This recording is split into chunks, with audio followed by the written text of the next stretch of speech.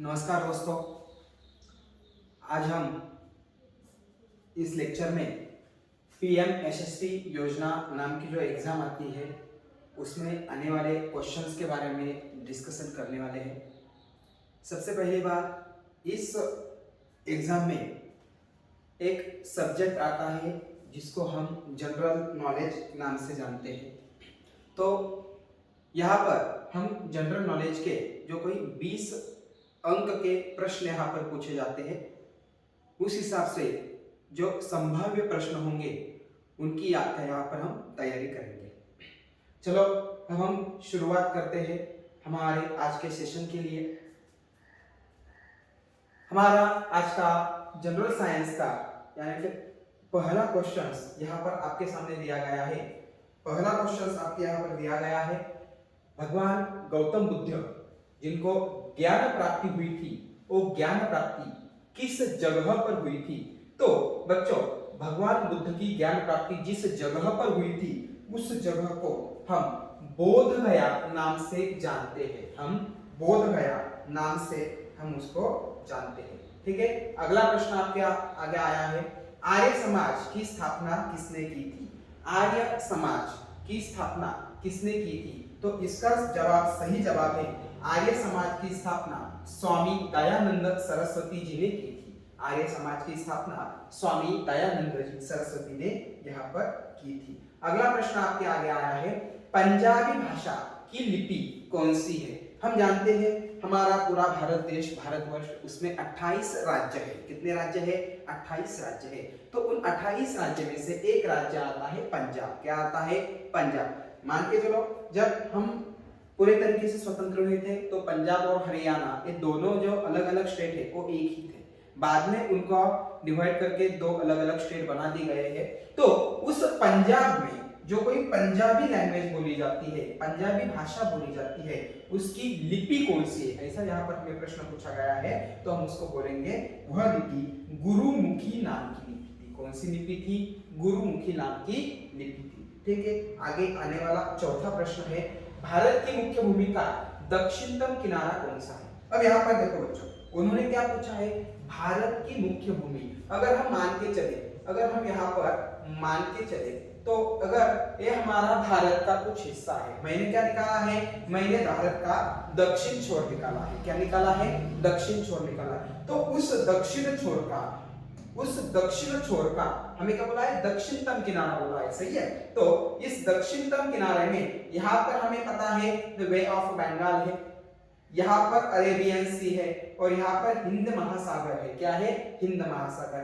तो ये जो जगह है, इस जगह का नाम क्या है? ऐसा उन्होंने हमें पूछा है। यहाँ पर दो अलग अलग टाइप के क्वेश्चन आते हैं। ये हमारी भारत की मुख्य भूमि है। क्या है? हमारी भारत की मुख्य भूमि। और यहाँ पर कुछ बेट्स बोलते हैं, तो यहाँ पर आते हैं वो अंडमान और निकोबार, यहाँ पर आते हैं। जो कोई प्रश्न हमें पूछा गया है वह मुख्य भूमि के बारे में पूछा गया है, तो हम इस जगह का नाम क्या है यह उन्होंने हमें पूछा है। तो भारत की मुख्य भूमि का जो कोई नाम है, भारत की मुख्य भूमि का दक्षिणतम छोर है, उसको हम कन्याकुमारी नाम से जानते हैं। हम क्या नाम से जानते हैं उसको?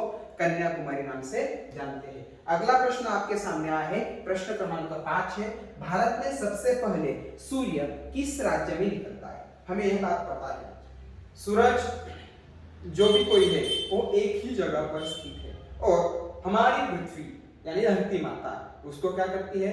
पश्चिम से पूरब की ओर रोटेट होते होते, घूमते घूमते सूर्य की ओर चक्कर लगाती है। अपने आप भी चक्कर लगाती है और सूर्य की ओर भी चक्कर लगाती है। तो अर्थ मूवमेंट होने की जो कोई डायरेक्शन है वो वेस्ट टू ईस्ट है। क्या है? वेस्ट टू ईस्ट है। और जब हम हमारे इंडिया का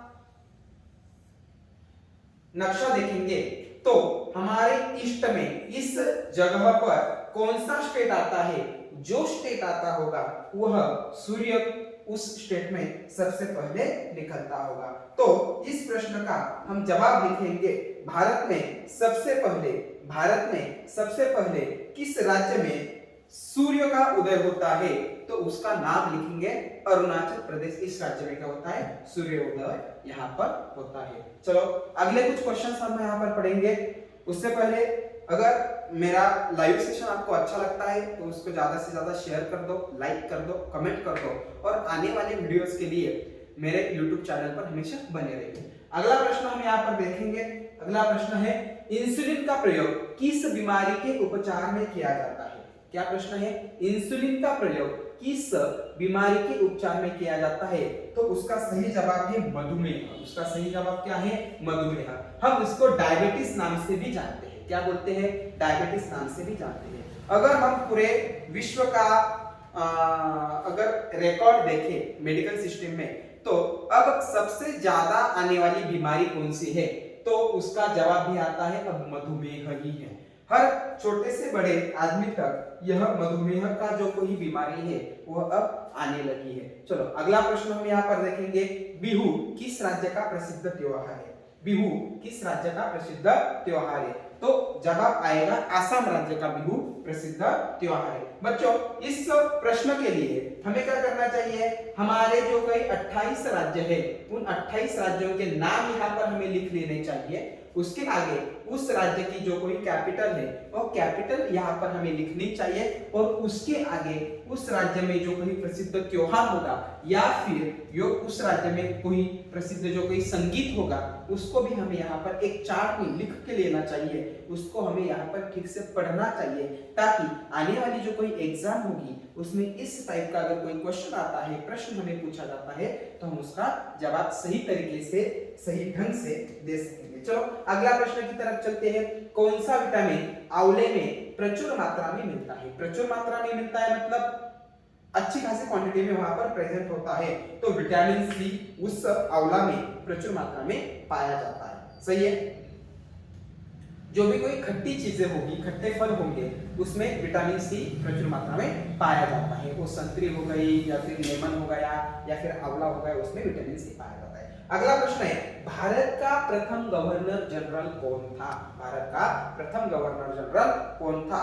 तो उसका सही जवाब है विलियम बेंटिंक। क्या नाम है?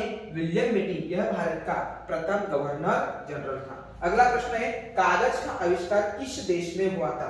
सबसे इंपॉर्टेंट क्वेश्चंस में से आने वाला एक क्वेश्चन है कागज जो हम हर रोज लिखने के लिए यूज करते हैं, कापियां, नोटबुक, न्यूज़पेपर, जो भी कुछ होता है जिसमें कागज का यूज किया जाता है, उस कागज का आविष्कार किस देश में हुआ था? तो उस देश का नाम है चीन या फिर चाइना, हम उसको बोलेंगे। तो कागज का आविष्कार चाइना इस देश में हुआ था। चलो अगले तरफ चलते हैं हम। यहाँ पर जवाब आ गया चीन। चलो अगली तरफ आते हैं। नेक्स्ट क्वेश्चन है, क्या क्वेश्चन पूछा गया है? गौतम बुद्ध का बचपन का नाम क्या था? तो गौतम बुद्ध जिन्होंने ज्ञान की प्राप्ति की थी बोध गया में, उनका यहाँ पर नाम पूछा है तो उनका नाम है सिद्धार्थ। उनका नाम क्या है? सिद्धार्थ है उनका बचपन का नाम था। वह राजघराने से थे, वह राजघराने से थे। अगला प्रश्न हमें यहाँ पर पूछा है भारत में सशस्त्र बलों का सर्वोच्च सेनापति कौन होता है? अब यहाँ पर देखो भारत में जो कोई सशस्त्र बल होते हैं तो मान के चलो इंडियन आर्मी होती है, इंडियन नेवी होती है और इंडियन एयरफोर्स होती है। तीनों जो कोई दल है भारत के, उन तीनों दलों का सबसे ऊपर एक आदमी का कंट्रोल रहता है। वह कौन आदमी रहता है?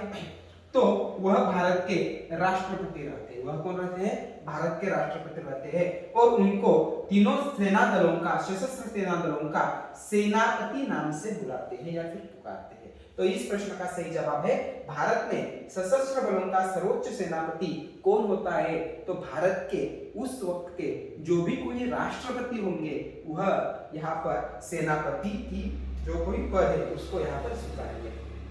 अगला प्रश्न है रतौंधी किस विटामिन की कमी से होता है? रतौंधी किस विटामिन की कमी से होता है? तो विटामिन अगर ए अपने शरीर में कम है तो रतौंधी नाम का जो कोई आजार है या फिर बीमारी है वो यहाँ पर होती है। अगला प्रश्न है पोंगल किस राज्य का त्योहार है? अभी अभी मैंने बताया हमें क्या करना है, एक पेज पर सभी राज्य के नाम लिखने हैं, उसके आगे उनकी कैपिटल लिखनी है, उसके आगे उनका त्योहार और उसके आगे उनके नृत्य लिखने हैं। उस चार्ट के जरिए हमें बहुत सारे प्रश्न के सही जवाब मिल सकेंगे। चलो अब इस प्रश्न को देखेंगे, पोंगल किस राज्य का त्योहार होता है? तो तमिलनाडु नाम का जो कोई राज्य है उस राज्य का त्योहार है पोंगल, उस राज्य का त्योहार है पोंगल। गिद्दा और भंगड़ा किस राज्य के लोक नृत्य है? तो भांगड़ा तो हमें पता है, पंजाब का लोक नृत्य क्या है? भांगड़ा है। तो गिद्दा और भांगड़ा किस राज्य के लोक नृत्य है? तो पंजाब के वह क्या है? लोक नृत्य है। चलो अगली तरफ चलते हैं हम नेक्स्ट प्रश्न की तरफ। क्या है? टेलीविजन का आविष्कार किसने किया था? तो टेलीविजन का आविष्कार जॉन लोगी बियर्ड ने किया था। किसने किया था? जॉन लोगी बियर्ड ने टेलीविजन का यानी में टीवी का हम बोल सकते हैं जो हमारे घर में यूज होती है, उसका आविष्कार पहले किसने बनाया था? तो जॉन लोगी बियर्ड ने बनाया था। इसी तरीके से कुछ और भी प्रश्न हमें यहाँ पर पूछे जा सकते हैं। मानो कि रेल के इंजन का आविष्कार किसने किया था? उसमें डीजल वाली भी रेल बोल सकते हैं या फिर इलेक्ट्रिसिटी से चलने वाली रेल भी बोल सकते हैं। एरोप्लेन का आविष्कार किसने किया था? पेनिसिलिन नाम की जो कोई दवा है उसका आविष्कार किसने किया था? या फिर अगर हमें कोई कुत्ता या फिर बिल्ली काटती है तो उसके अगेंस्ट जो कोई इंजेक्शंस होते हैं या एंटीबायोटिक्स होते हैं उसका आविष्कार यानी कि रेबीज का आविष्कार किसने किया था? रेबीज के अपोजिट लड़ने वाली जो कोई दवाई होगी उसका आविष्कार किसने किया था? या फिर रेडियम होते हैं, रात को जो नाम लिखे जाते हैं रास्तों के ऊपर, गाड़ियों के ऊपर या फिर किसी शॉप के ऊपर, अगर उसके ऊपर रोशनी गिरती है तो रेडियम होता है तो चमकता है या फिर उठ के दिखता है, उभर के दिखता है। उस टाइप से उसका आविष्कार किसने किया था? इस टाइप के क्वेश्चन यहाँ पर पूछे जाएंगे। अगले आने वाले वीडियो में मैं वह भी यहाँ पर आपको सभी आविष्कार और उनके जिसने वह आविष्कार किया है उसका एक अच्छा सा लेक्चर डाल दूंगा। उसके लिए मेरा चैनल को सब्सक्राइब कर दीजिए और नोटिफिकेशन को ऑल कर दीजिए ताकि मैं जब भी यह वीडियो आपके सामने प्रस्तुत करूं तो आपको वह सही समय पर मिल सके। चलो अगला प्रश्न के लिए देखेंगे हम टेलीविजन का आविष्कार के बारे में। भारत की पहली महिला शासिका कौन थी? भारतवर्ष में ऐसी एक महिला थी, उसने पूरे भारत पर शासन किया था ऐसा माना जाता है। लगभग वह 12वीं शताब्दी में किया गया था और उनका नाम था रजिया सुल्तान। यानी कि दिल्ली के तख्त पर पहली बैठने वाली महिला कौन सी थी? अगर ऐसा भी प्रश्न हमें यहाँ पर पूछा जाता है तो उसका जवाब भी हम लिखेंगे रजिया सुल्तान ही। क्या है? रजिया सुल्तान ही है। मछली किसकी सहायता से सांस लेती है? चलो कोई भी एनिमल्स होगा तो क्या करेगा? अपनी नाक की मदद से क्या करता है? सांस लेता है। लेकिन मछलियां जो होती है, जो पानी के अंदर रहती है, वह उसके कौन से शरीर से क्या करती है? सांस लेती है। अपने जीने के लिए हवा अपने अंदर शरीर में लेती है, सांस लेती है। तो उसका सही जवाब है गलफड़ों की मदद से मछलियां क्या करती है? सांस लेती है। अगला प्रश्न है इंकलाब जिंदाबाद का नारा किसने दिया था? तो इंकलाब जिंदाबाद का नारा भगत सिंह ने दिया था। किसने दिया था? इंकलाब जिंदाबाद का नारा यहाँ पर भगत सिंह ने दिया था। उसी तरीके से और भी कुछ नारे हैं। मान के चलो तुम मुझे खून दो मैं तुम्हें आजादी दूंगा, यह नारा किसने दिया था? आप मुझे कमेंट सेक्शन में बताइए। स्वराज्य मेरा जन्म सिद्ध अधिकार है और मैं उसे पाकर ही रहूंगा, यह नारा किसने दिया था? तो लोकमान्य तिलक यानी कि बाल गंगाधर तिलक ने दिया था। मान के चलो बच्चों उनका नाम है लोकमान्य तिलक। लोकमान्य उनको दी गई उपाधि है, उनका नाम बोलते हैं बाल गंगाधर तिलक, लेकिन बाल उनका बचपन का नाम है, उनका सही मायने में नाम या फिर उनका जो रिकॉर्डली नाम है वो केशव था। क्या था? केशव था। ऐसे बहुत सारे स्लोगन होते हैं, नारे होते हैं, किसने दिया था? अभी अभी हमने एक दो नारे यहाँ पर हमने पढ़े थे या फिर अभी चर्चा में थे, जय जवान, जय किसान, जय विज्ञान और जय अनुसंधान। यह नारा किसने दिया था? तो यह नारा हमारे वर्तमान जो कोई प्राइम मिनिस्टर है नरेंद्र जी मोदी, उन्होंने यह नारा दिया था। उसी टाइप से बहुत सारे नारे हैं, इंकलाब जिंदाबाद, वंदे मातरम, वह नारे किसने दिए थे? यह आपको अच्छे तरीके से ढूंढने हैं और करने हैं। अगला प्रश्न है हमारा जालियनवाला बाग हत्याकांड कब और कहां हुआ था? तो जालियनवाला जो बाग का हत्याकांड है 1919 में हुआ था, 1919 में हुआ था। और वो कहां पर हुआ था? वो अमृतसर नाम का जो शहर है, उस अमृतसर नाम के शहर में वहां पर हुआ था। ठीक है, अभी इस वीडियो में फिलहाल हम यहाँ पर रुकते हैं। अगला वीडियो के लिए लाइक, कमेंट और शेयर जरूर कर देना। Thank you.